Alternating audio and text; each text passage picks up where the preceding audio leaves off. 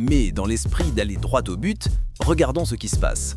Le second bloc continue de rebondir encore et encore entre le mur et le premier bloc qui fait 100 fois sa masse. C'est comme une partie de casse-briques parfaitement régulière, où il transfère lentement, presque discrètement, la quantité de mouvement du premier bloc jusqu'à l'inverser complètement. Au total, il y aura 31 collisions avant que chacun des blocs ne glisse vers l'infini sans jamais se rencontrer à nouveau.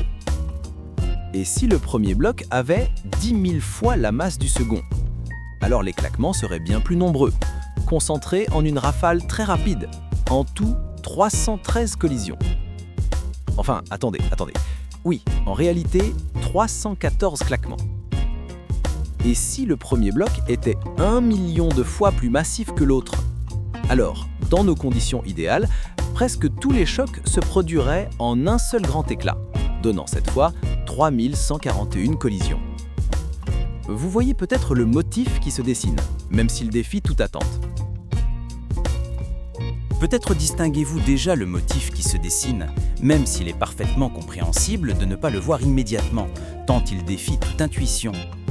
Lorsque la masse du premier bloc est une puissance de 100 fois celle du second, le nombre total de collisions reprend exactement les mêmes chiffres que π.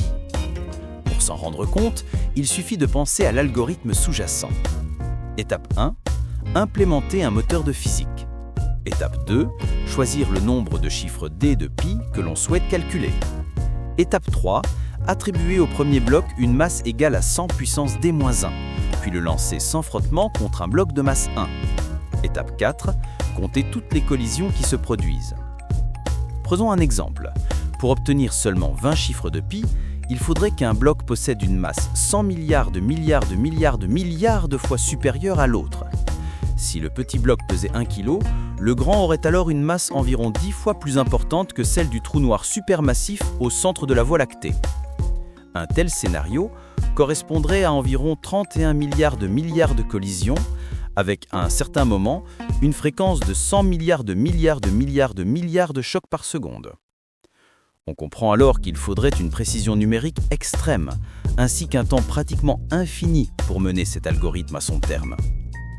Et c'est précisément là que réside toute la fascination. Pourquoi, dans ce système physique apparemment simple, π surgit-il de manière aussi inattendue? Pour comprendre ce qui se passe quand un bloc en heurte un autre, il faut d'abord savoir comment calculer leur vitesse après le choc.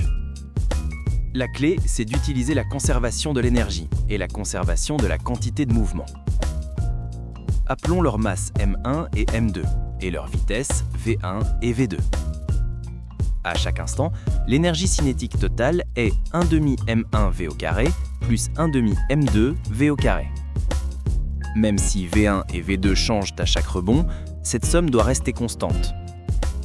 De même, la quantité de mouvement totale est donnée par m1v1 plus m2v2. Elle reste inchangée lors des chocs entre les blocs, mais peut varier quand le second rebondit contre le mur. Dans la réalité, ce rebond transmet de la quantité de mouvement au mur, mais comme on suppose ce mur d'une masse infinie, il ne bouge pas. On a donc deux équations, deux inconnues. Pour les visualiser, imagine un pan de coordonnées où l'axe des x représente v1 et l'axe des y représente v2. Chaque point de ce plan encode alors une paire de vitesses possibles. Dans ce cadre, l'équation d'énergie forme une ellipse. Tous les points de cette courbe correspondent à des couples de vitesses conservant la même énergie totale. Et en changeant légèrement nos coordonnées, on peut transformer cette ellipse en un cercle parfait. Souvenez-vous, le premier saut vertical correspond au second bloc qui rebondit contre le mur. Et le second saut, orienté cette fois selon une pente égale à la racine carrée négative de m1 sur m2, correspond à une collision entre blocs où la quantité de mouvement est conservée.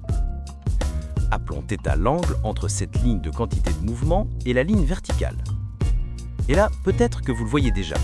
Grâce au théorème de l'angle inscrit, la longueur d'arc comprise entre ces deux points du bas, mesurée en radians, sera exactement 2θ. Ce qui est fondamental, c'est que la ligne de quantité de mouvement conserve la même pente pour tous ces sauts reliant le haut et le bas du cercle. Par conséquent, le même raisonnement s'applique. Toutes ces longueurs d'arc doivent aussi être égales à 2θ. Ainsi, à chaque saut, si nous traçons un nouvel arc de cercle, nous constatons qu'après chaque collision, nous parcourons 2θ radians supplémentaires.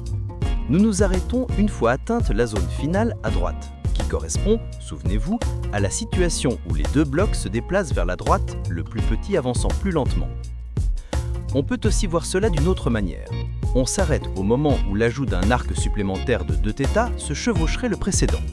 En d'autres termes, combien de fois faut-il additionner 2θ à lui-même avant de dépasser la totalité du cercle, c'est-à-dire 2π radians? La réponse sera exactement le nombre de collisions entre nos blocs. Ou, formulé plus simplement, quel est le plus grand multiple entier de θ qui reste inférieur à π radians? Par exemple, si θ vaut 0,01 radian, alors le multiplié par 314 reste en dessous de π. Mais le multiplié par 315 franchirait ce seuil. La réponse serait donc 314. Ce qui signifie que pour un rapport de masse donnant dans notre diagramme un angle θ de 0,01 radian, les blocs entreraient en collision 314 fois. Et maintenant, vous savez exactement ce qu'il nous reste à faire. Alors, prenons un peu de recul et résumons tout cela. Quand des blocs entrent en collision, on peut déterminer leur nouvelle vitesse en traçant une ligne à travers un cercle dans ce qu'on appelle un diagramme de phase des vitesses, où chaque courbe incarne une loi de conservation. La plus importante, c'est bien sûr la conservation de l'énergie, qui plante cette graine circulaire et qui, en se développant, finit par donner la tarte que nous retrouvons dans le décompte final. Plus précisément, grâce à la géométrie des angles inscrits, les points que nous atteignons sur ce cercle apparaissent régulièrement espacés, séparés par un angle que nous avons appelé 2θ. Dès lors, la question du comptage des collisions peut se reformuler ainsi. Combien de fois faut-il ajouter 2θ à lui-même avant qu'il ne dépasse 2π? Si θ vaut quelque chose comme 0,001, la réponse à cette question porte les mêmes premiers chiffres que π. Et quand le rapport des masses est une puissance de 100, comme tangente x est extrêmement bien approchée par x pour de petites valeurs, θ est si proche que le résultat final donne exactement le même décompte. J'aimerais insister une dernière fois sur ce que cet espace de phase nous revale. Comme je l'ai dit, c'est une leçon précieuse pour de nombreux domaines des mathématiques, équations différentielles, théorie du chaos ou d'autres formes de dynamique. Car représenter l'état d'un système par un simple point dans un espace abstrait, c'est transformer des problèmes de dynamique en problèmes de géométrie. Et si je me répète, c'est parce que je ne voudrais pas que vous reteniez seulement une énigme curieuse où π surgit de manière inattendue. Je voudrais que vous gardiez ce surgissement comme la trace condensée d'une relation plus profonde et universelle.